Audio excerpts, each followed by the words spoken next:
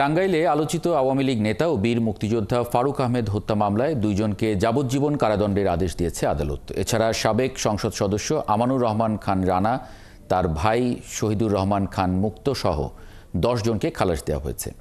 রবিবার টাঙ্গাইলের প্রথম অতিরিক্ত জেলা ও দায়রা জজ মোহাম্মদ মাহমুদুল হাসান এই রায় দেন। দণ্ডপ্রাপ্তরা হলেন মোহাম্মদ আলী ও কবির হোসেন। তারা দুজনেই জামিনে থেকে পলাতক রয়েছেন। 2013 সালের 18 জানুয়ারি ফারুক আহমেদের গুলিবিদ্ধ মৃতদেহ উদ্ধার করা হয়। এই ঘটনার 3 দিন পর তার স্ত্রী অজ্ঞাত ব্যক্তিদের আসামি করে মামলা করেন। এরপর 2014 সালের আগস্টে হত্যাকাণ্ডে জড়িত সন্দেহে আনিসুল ইসলাম রাজা ও মোহাম্মদ আলী নামের 2 জনকে গ্রেপ্তার করে। তাদের জবানবন্দিতেই সাবেক সংসদ সদস্য আমানুর রহমান খান রানা, তার ভাই, টাঙ্গাইল পৌরসভার তৎকালীন মেয়র শহীদুর রহমান খান মুক্তি সহ অনেকের নাম বেরিয়ে আসে। এরপর 2017 সালের 6 সেপ্টেম্বর আসামিদের বিরুদ্ধে অভিযোগ গঠনের মধ্য দিয়ে এই মামলার বিচার কাজ শুরু হয়।